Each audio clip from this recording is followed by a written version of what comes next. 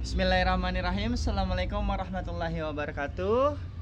Perkenalkan, nama saya Indra Pratama, CGP Angkatan 11 Kota Depok.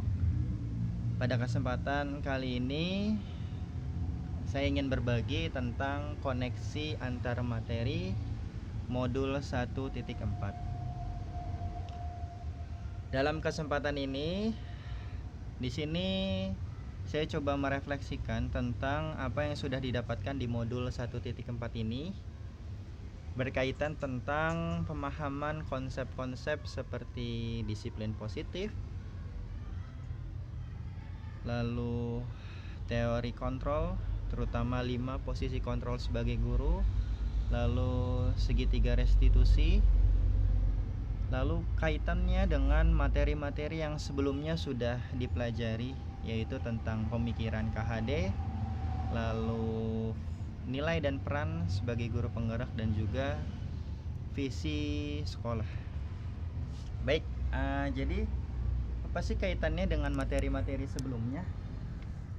Jadi di sini saya coba merefleksikan dari apa yang saya dapatkan bahwa kita sebagai guru penggerak memiliki sebuah tujuan, yaitu ingin membuat siswa-siswi kita atau murid-murid kita itu menjadi murid-murid yang bahagia, yang mereka selamat baik di dunia maupun di akhirat ketika menjalankan pendidikannya. Dengan kondisi demikian, maka untuk mencapai kebahagiaan itu, keselamatan itu, maka kita butuh yang namanya sebuah disiplin positif, yang harapannya dari perilaku dan budaya disiplin positif itu dapat mempercepat atau menjadi katalisator agar visi yang hendak kita capai atau tujuan yang kita ingin capai di dalam sebuah pendidikan itu bisa terlaksana dengan baik. Saya ambil contoh ketika kita membuat sebuah budaya positif, dimulai dengan kita berupaya untuk membuat sebuah keyakinan kelas bersama berdasarkan nilai-nilai kebajikan di kelas kita maupun di sekolah kita. Contoh, nilai menghargai kepada sesama. Maka ketika itu diterapkan, maka ekosistem yang terjadi di dalam sebuah sekolah itu akan menciptakan siswa-siswi, murid-murid yang saling menghargai satu sama lain, sehingga terciptalah sebuah kebahagiaan, kenyamanan ketika dalam proses pembelajaran. Itu salah satunya tentang materi dari modul 1.4. Nah, lalu apalagi yang diperoleh ya dari pembelajaran ini? Nah, sebagai guru ini juga sangat penting ya, menarik tentang 5 kontrol guru, di mana ini menjadi pemahaman yang baru saya dapatkan ya, tentang 5 pemahaman guru. Jadi di sana dijelaskan bahwa ada 5 kontrol guru. Guru bisa sebagai penghukum, guru bisa sebagai pembuat masalah ya, sebagai teman, sebagai pemantau, dan juga sebagai manajer. Nah, mungkin selama ini ya, ketika menghadapi murid-murid, cara atau langkah cepat ya agar murid itu mau untuk kita mengikuti kita ya, yaitu dengan memberikan hukuman. Karena itu adalah cara cepat agar murid mau nurut, atau kita buat aja dia salah gitu ya. Tapi ternyata ketika dipelajari, hal itu tidaklah baik bagi kondisi murid maupun hubungan kita dengan murid dan guru. Nggak baik ketika kita sering memberikan hukuman, justru malah anak merasa dirinya itu bersalah ya, termasuk membuat rasa bersalah ya. Lalu kalau sebagai teman pun juga ternyata baik, tapi juga ada hal yang perlu diperbaiki. Jika terlalu dekat, kadang anak juga menjadi menjadi menyepelekan kita gitu. Lalu kalau menjadi pemantau itu juga baik, dan lebih baik adalah menjadi seorang manajer, di mana hubungan kita dengan murid itu terjalin bukan atas dasar rasa takut atau rasa bersalah atau rasa pertemanan, tapi memang karena kita berupaya untuk mencoba membangkitkan, mengembangkan kepribadian murid menjadi lebih baik lagi, terutama ketika kita menemukan murid-murid kita mengalami sebuah permasalahan. Ketika kita memiliki posisi kontrol sebagai manajer, maka kita berupaya untuk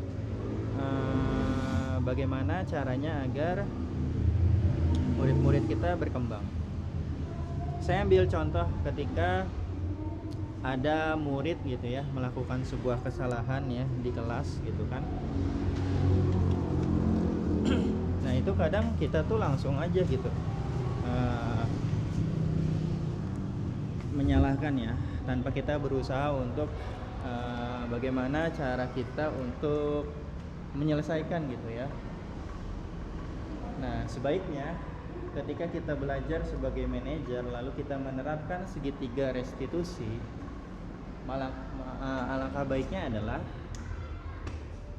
kita berupaya untuk menetralisir dulu nih ya permasalahan yang terjadi. Kita tanyakan dulu baik-baik permasalahannya itu apa sih ya. Ketika semisal nih ada murid yang suka datangnya terlambat, kita coba tanya dulu, jangan langsung kita salahkan, kamu kok gimana sih datangnya terlambat, tapi kita berupaya dulu nih ya cari tahu dulu kenapa dia terlambat. Ketika kita cari tahu kenapa dia terlambat, maka kita akan tahu nih ternyata alasannya dia terlambat tuh apa karena dia bangunnya kesiangan, atau karena tidak ada yang mengantarkannya ke sana ya, ke sekolah. Jadi kita bisa tahu ya alasannya kenapa. Ini cukup ramai ya, karena memang sekolah kami itu berseberangan langsung dengan dengan jalan raya, jalan raya Bogor. Jadi jalan utama lah ya, jalur provinsi. Jadi luar biasa, memang ini sebuah tantangan juga buat kita sebagai guru-guru ketika mengajar.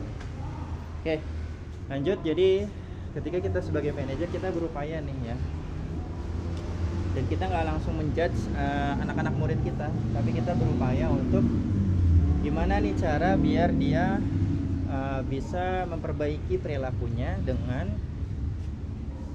memunculkan solusinya itu dari mereka sendiri gitu. Jadi ketika kita sebagai manajer, kita tanya, oke, berarti itu perilaku yang baik atau buruk? Maka dia akan menjawab itu buruk, itu salah. Lalu kalau memang salah, kita netralisir dulu. Memang semua manusia itu tidak ada yang sempurna dan pasti ya membuat sebuah kesalahan, termasuk kita ya sebagai manusia, termasuk saya pun juga membuat masalah. Nah setelah itu ketika kita tahu itu salah, kita tanya, lalu bagaimana nih ya solusi atau yang perlu dilakukan agar permasalahan yang tadi ya datang terlambat itu bisa terselesaikan. Bagaimana? Nah akhirnya dia akan mencari solusi sendiri yang itu datangnya dari pikiran dia gitu. Contoh dia berpendapat sebaiknya kita contoh ya datang lebih awal, berarti sebaiknya bangunnya lebih pagi ya, dia nanti ngasih contoh. Atau dia bisa selain bangunnya lebih pagi diantar sama orang tua gitu ya, dan banyak nanti solusi dari mereka. Jadi solusi hadir dari anaknya sendiri, sehingga itu membuat mereka akan mau melakukan itu. Seperti itu ya. Itu jadi salah satu yang dipelajari sangat bermanfaat, dan saya merasa senang, merasa bahagia ketika melaksanakan atau mendapatkan sebuah pemahaman yang baru yang ini bisa kita gunakan di kelas maupun di sekolah. Semoga ini bermanfaat. Terima kasih sudah mendengarkan apa yang sudah saya sampaikan pada kesempatan kali ini. Semoga tercipta sebuah lingkungan yang positif baik di kelas maupun di sekolah, dan semoga ini bisa menjadi sebuah inspirasi bagi guru-guru yang lain. Terima kasih. Assalamualaikum warahmatullahi wabarakatuh.